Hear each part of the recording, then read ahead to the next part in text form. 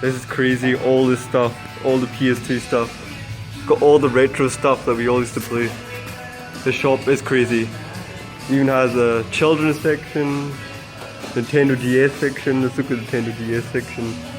See, a lot of shops don't have all this stuff here. So that's what the DS section looks like, huge.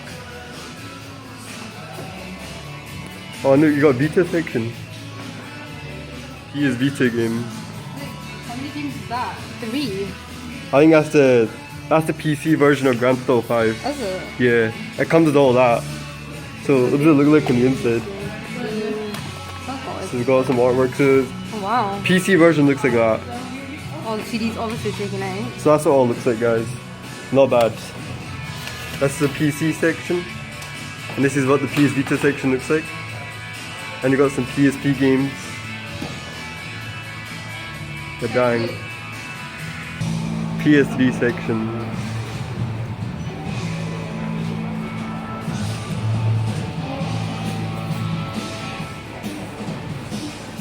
This is what the PS3 section looks like. It's huge. There's more behind there. So this is sick.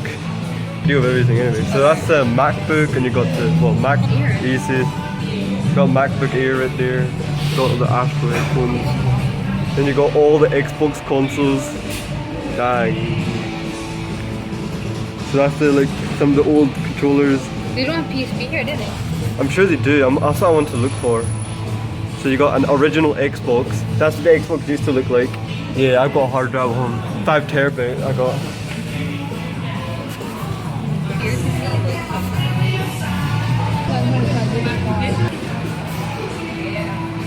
I got a B grade as well. That's all the phones. iWatch, is that an iWatch? Listen. That's not an iWatch, that's something else. No, it's Apple Watch. Look. That's an iWatch. Yeah, so 35 pounds. I don't like that, okay, I don't like that. Okay.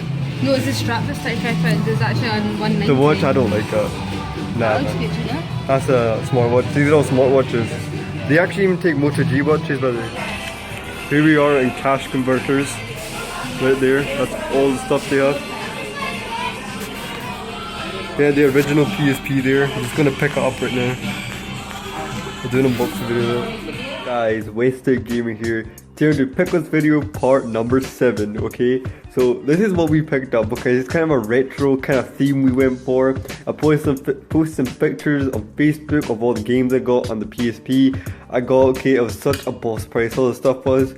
And I did film myself in the store, recording myself, choosing all the games. This time I didn't go to game. I went to another shop. I went to, I don't know what it's called. So in the video, I'll be playing at the start. So I'll play the video at the start, and then you guys can see the normal pickups video as usual. So without further ado, let's go ahead and get started. So now, okay, the first thing I want to start off with the PSP. The PSP, this is the thing I want to start off with. I got this out of cash converters. I filmed myself in there. I got it from a separate store from all these games. So I got this from £24 right there. PSP Street version. There you go. There's the barcode right there. Then now we can finally take that off. Come on. Luckily it's not game, because you know game likes to put their own good old stickers on there. Come on, let's take these.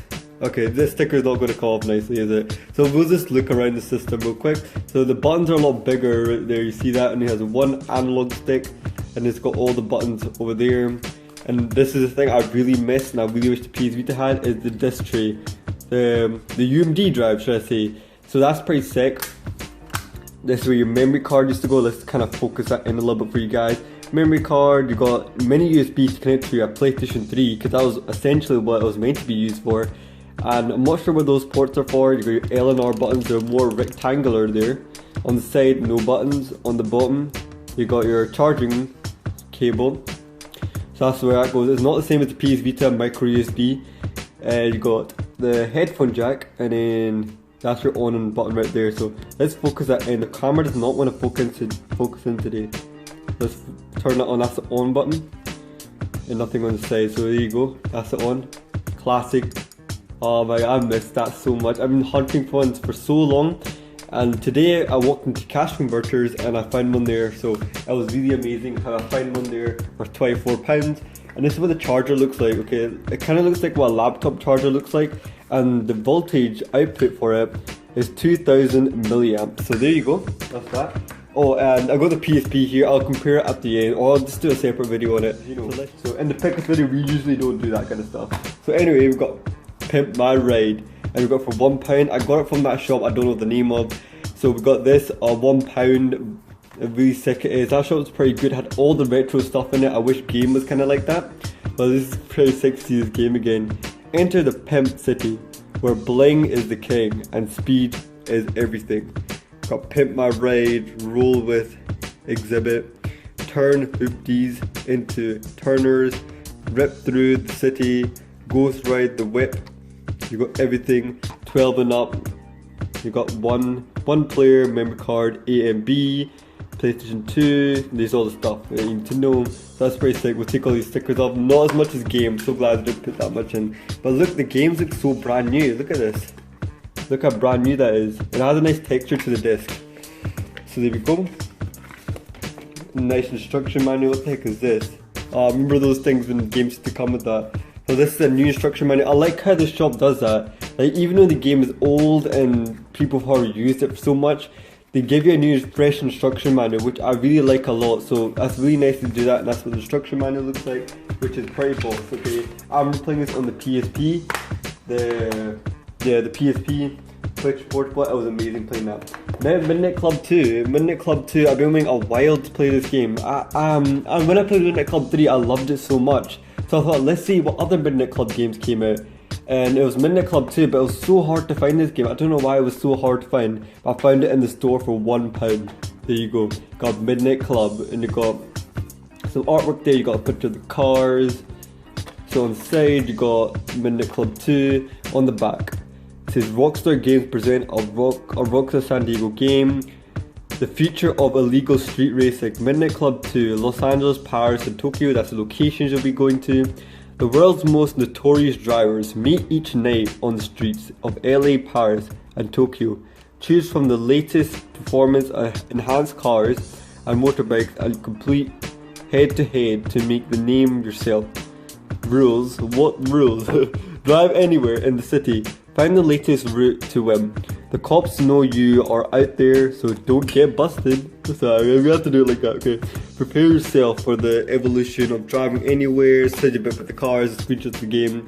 So you go, it says 2 players, so I'm glad it's 2 player like Midnight Club 3, A and B, you know, just your usual information. So no instruction manual, which is okay.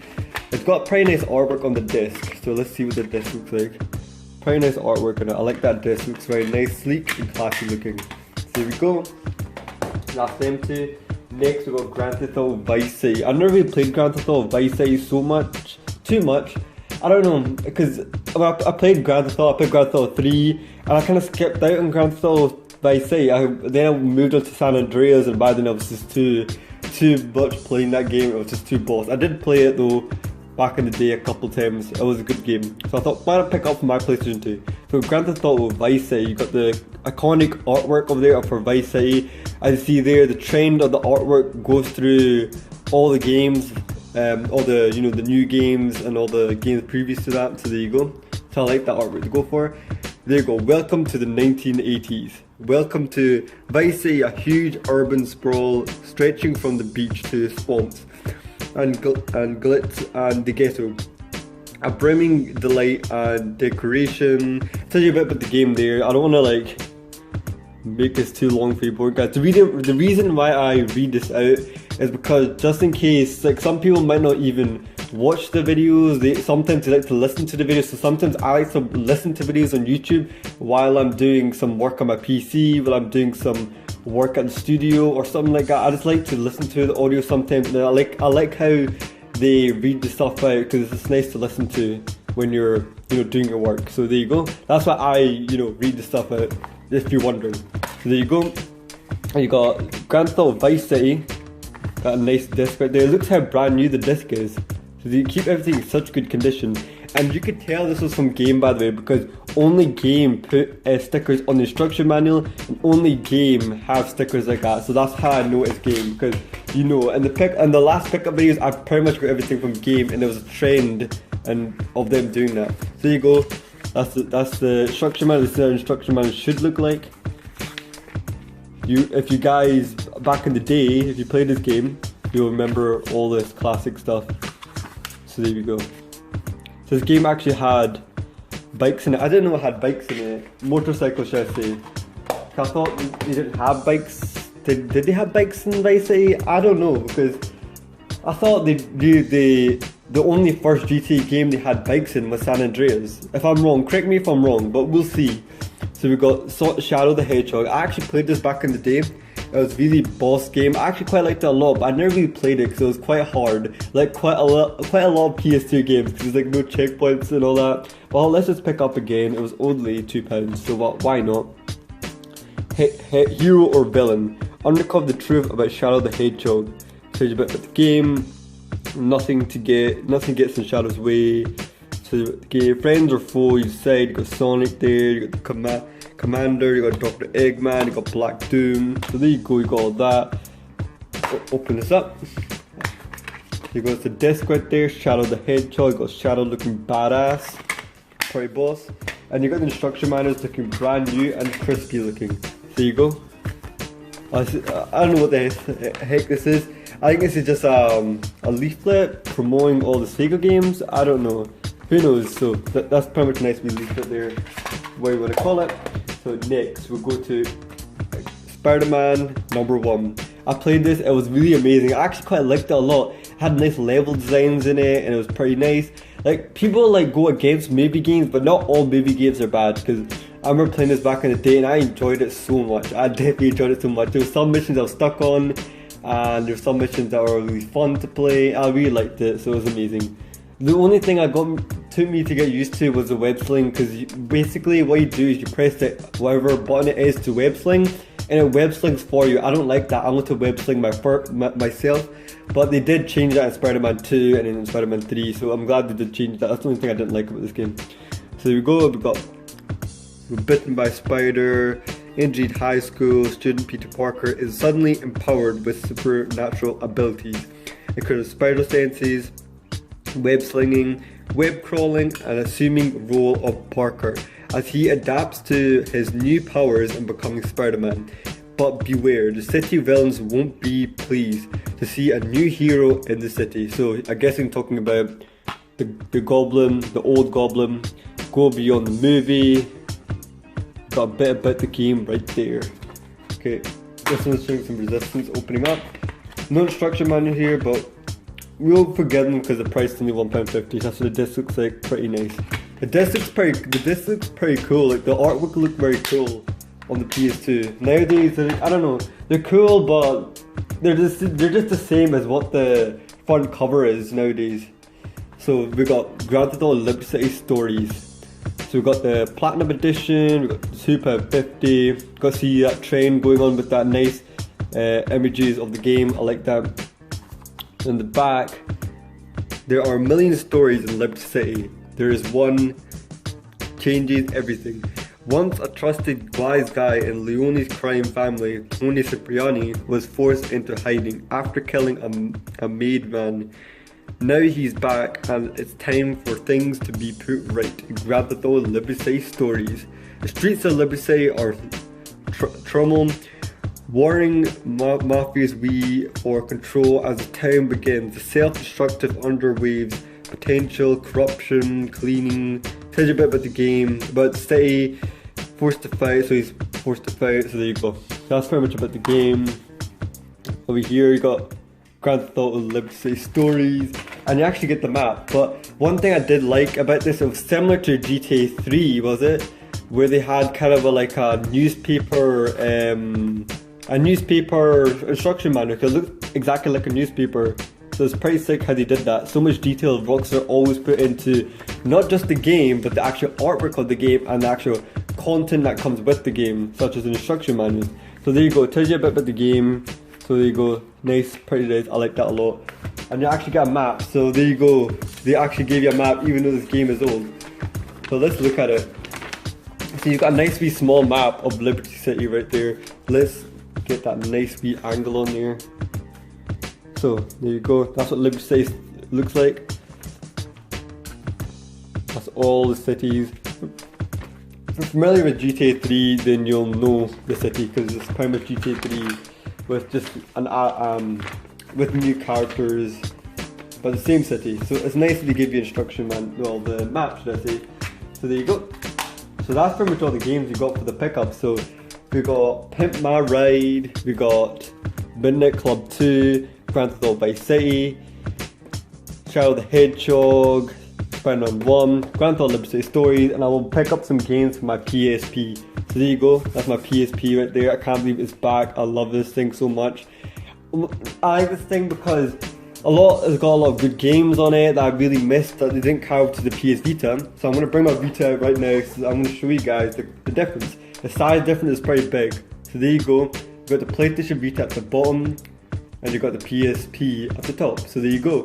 It's got a second analog stick. So pretty much all the problems the PSP had, the PS Vita addressed them. But the problem with the PS Vita is there's not a lot of good big title games on it. So that's my big gripe. I did do a rant video of it, so check it out in the channel or in the description. A lot of people didn't agree with that video, but that's fine because that's my opinion. Just because people dislike the video, that's not going to change my opinion. Because the thing is, if I never ever address these problems, then Sony, what if one day Sony surfs through YouTube and he happens to click on my video and then they take all the problems I feel into account, and when they're making the next system or the next game or whatever, they might take that into account. So you never know who's watching your videos. It's not just, you know, subscribers, viewers just searching information. Sometimes it's actually companies searching for information because they want to know what people find a problem. So sometimes they'll just go into YouTube and they'll just check because it's free for them to do that, and you don't need to pay anyone to do it. So because we can just say what problems there is. So I address all the problems the PS Vita has. So maybe they might fix it, maybe they won't, but it was just worth doing the video anyway, so you guys know how I feel. That's why I do these videos. So a lot of people didn't agree with it, but it's okay, you know what I mean? It's not going to change my opinion. I don't really care about that. So yeah, that's the PSP. It's amazing. We picked up all these games. It was amazing, all the stuff. So the computer is coming tomorrow. Okay, so depending when this video is uploaded, because I'm doing this video on the 5th of April. So it's going to come tomorrow, which is the 6th of April. But I'll probably upload this video maybe on the 7th of April. But the computer, man, I can't wait because I'll do an unboxing video of it, I'm going to do a comparison video of it, so it's going to be so sick when that computer comes, so I can't wait till that computer comes. So that's pretty much it for the pickups video, episode number 7. These pickup videos just keep coming just because I find so many boss deals. I did record myself in the store, so I'll put it at the start of the video. Let me know how you want me to do it. Would you like me to put it at the end of the video, at the start of the video? But I think it would make sense putting it at the start. But I think that's pretty much it for the video, and I'll catch you guys next time.